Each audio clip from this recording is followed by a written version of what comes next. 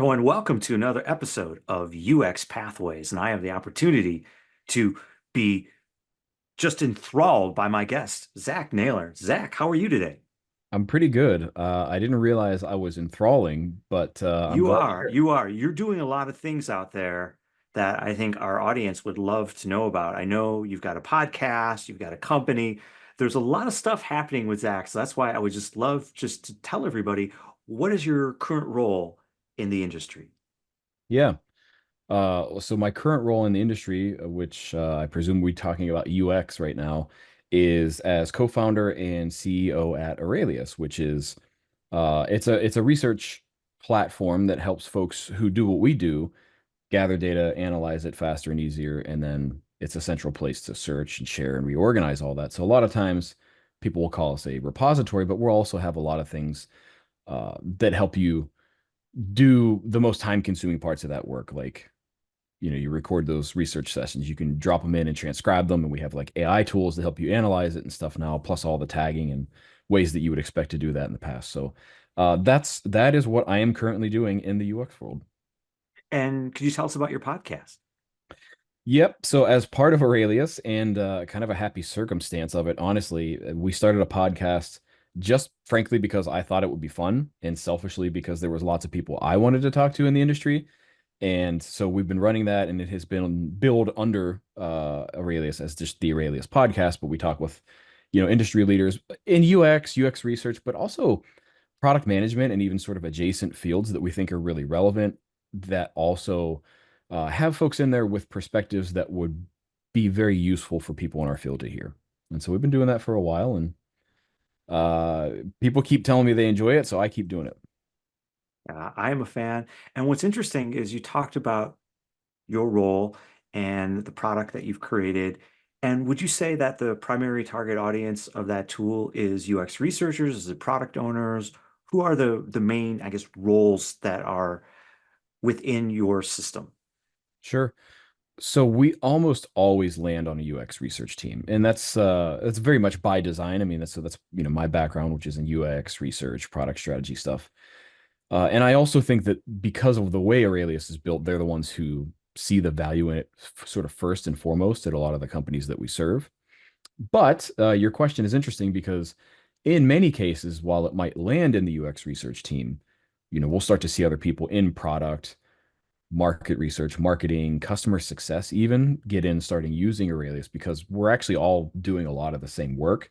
We're just trying to use the data in different ways, or we might be collecting it in different ways. But ultimately, if you can have it all in one spot to answer a question like, what do we know about X, Y, or Z?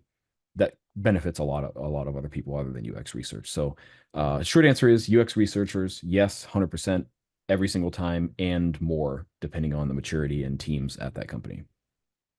Yeah, for all those that are new to UX or you're getting into it, you can definitely segment into different categories and you can be a jack of all trades. You can go into UX research, UX design, and that's so great that you're offering that tool to keep all of those insights in order. And one of the things that we found is when you're creating an insight, if you're looking, if you're doing a heuristic evaluation for a website or if you're running a user test, trying to create that positive user experience. I mean, there's so many out there. We know that we can probably go down the path of a negative user experience. But from your career, what have you done to try to encourage a positive user experience for end users? Are there techniques that you have deployed or some strategy that you try to hang your hat on? Yeah, so I mean, I presume that you're asking how do you promote a positive user experience at these companies you're working in? And so if that is the sort of scope of the question, then I always Mhm. answer that with the number one way I have done this in organizations is by learning more about the business, which actually seems antithetical, but the reality of it is the majority of people who are doing this work, you're doing it likely for a company that has profit. They're doing this for money. They're making money in some kind of way. You might like that.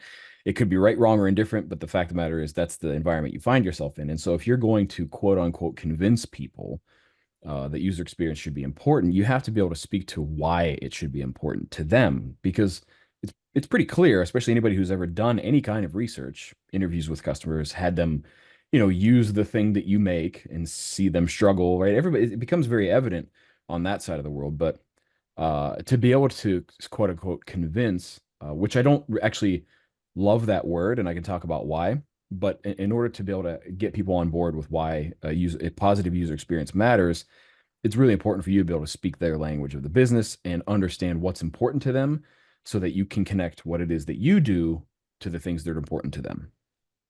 And tell me about the why convince. You had me hanging. Sure. The reason I say I don't love the word convince is because I don't really believe you're going to convince anybody of anything. They're going to convince themselves. So this is really about, and this is a lot of what we hear in our industry, and I see this term thrown around. It's sort of masqueraded lately, but this empathy, and especially empathy internally, the thing is you have to actually practice that. You can't, there's a lot of people in the industry right now where it's like, oh, well, everybody's just cutting UX teams because they don't value it, they don't get it. Hang on.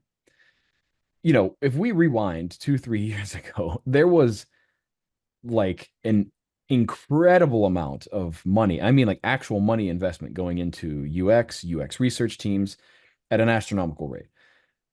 I do not believe, and I know it to be true, that people didn't just wake up in 2023 and go, actually, we got that wrong. This isn't important at all. We should cut all of it. I mean, that's just nonsense, of course. But businesses run the way that they run. Now, were there perhaps decisions made that were not future facing and we're not considering the lives of the people they employ? Sure, you can argue that. I would probably agree with you, but that's not what we're here to talk about. Um, the fact of the matter is, you're not going to convince anybody of anything. If they have the luxury of running a successful business without creating a positive user experience, what are you going to convince them of? Okay. If what's important to them is my business is successful by every metric I have, and I'm doing it flying in the face of a positive user experience, it doesn't matter if it's me, if it's somebody like Jared Spoor, like these titans of our industry. I don't believe there's anything you're going to do to convince them.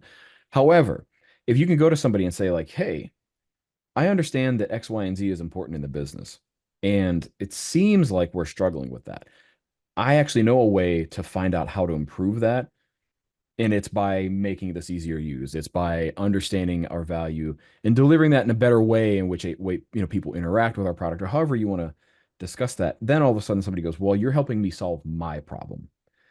Right. And again, we would like to be think everybody's very altruistic and working towards the better goals of the company, but that's not always the case because people are people and people are intrinsically selfish. I don't say that in a bad way. Everybody has it. I have it, certainly. But if you can understand that and you can connect what you're doing to what's important to them, and one of the important questions I always ask is, what is your boss going to hold you accountable to? If you can figure out a way you can connect to that, they're like thinking to themselves, well, we should probably pursue this. And then all of a sudden, you haven't convinced them of anything. You've presented them just like going to a restaurant. You presented them a menu, and all of a sudden, this dish looks a little bit better than the other thing because maybe it scratches that itch better. I love that. The positioning the question back to how you're connected to the greater profits of the business and how that connects through there. And you're right. I mean, there's humans, we're wired a certain way, and it's just in our nature. And that does bring me to another question about those that are thinking of getting into this. I've heard a lot say, well, I'm getting into it because I heard it pays well, or I'm getting into it because I get an opportunity to combine science and design, and I really enjoy UX. From your perspective, is there any advice that you have to people looking to get into the, I guess, user experience business? Hmm. I would say if you're going to get into the user experience business, make sure it's something that you want to do. I mean, it certainly can be a well-paying job, but in my opinion, a lot of what's happening in the industry right now, and a lot of the sort of hand-wringing and lamenting that we're seeing folks in the industry have at the moment, is because they're doing work in such a way that is very different than what they were sort of sold or taught, right? So whether you went through a boot camp or whether you went through like a formal degree and education for all of this stuff, you're taught that the work happens a certain way. And then you get into these real environments. And by the way, Joe Natoli talks a lot about this, who we had on our show. So I want to give credit to him because I'm stealing some of his idea, thought, He's great. and even language on this. But I think he hits it, dead, hammer on the nail with we're taught that this work happens a certain way and it's all very structured, it's all very logical, and it's basically an ideal scenario. And then we get into the real world where we're working with businesses and other people that are sometimes conflicting interests. And by the way, that isn't actually a bad thing, but you're not taught to embrace that stuff. And so if you're walking into this saying like, oh, this sounds fun, I can just like make cool stuff and like help people have their lives a little bit easier and I get paid really well for it, well, that's fine. But it isn't exactly like the yellow brick road. It's not that easy. So I would say, the advice I have is make sure that this is really something that you want to do and really something that like you have a passion for, just like anything in life. I'm a big believer. It doesn't matter if it's UX. I don't care if it's UX, if it's waste management, if it's aerospace. If you don't care about what you're doing, find something else. You get one shot at this life. I love UX, but that's me. It doesn't have to be you, just so don't do it just because it seems like a decent career. Be happy with your life. But further from that, I would go back and my answer would say learn about business. And that is one, as somebody who comes from the industry, that is one gripe and one criticism from the inside that I would give to everybody in our industry is we all complain we want a seat at the table, or we complain that other people don't get it. It's not their job to get UX. It's our job to get UX. We're the ones who are supposed to understand that, not them, right? We're not finance experts, right? We're not marketing experts. You don't need a marketing team complain that UXers don't get marketing. That's nonsense. It's not our responsibility. But if we want people to care about what we do, we have to understand how to communicate in ways that matter to them. So I would say, you don't need to go and get an MBA, but should you understand at the very least how your business that you're working for makes money? Yes, very much.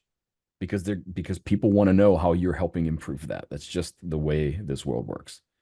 That's great advice. And what's interesting is I had a former colleague that runs a large usability lab, I think on the West Coast, and their quote would always be is, that's just an education moment. They would sometimes, something wouldn't go right development, or development would decide, we're just not going to take your UX considerations and we're just going to launch it as is. We'll figure it out with A/B testing later. Mhm. And just turning, that's an education moment. And I think part of that, if you think about it, what you're saying is we all have to continue to learn and not only UX, but the business, and then figure out how all those cross together and then educate others on the value of that back at them. And then you'll be able to turn a corner, perhaps. Yeah.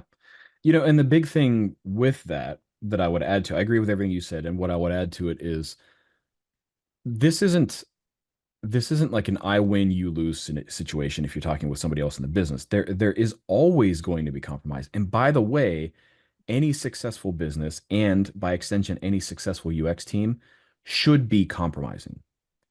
If we're getting everything we want, so to speak, and say like, yes, the user experience is perfect, we're likely neglecting the needs of the business, which again, by extension, we're putting ourselves out of business because if we're not helping the business be successful, we won't have a job.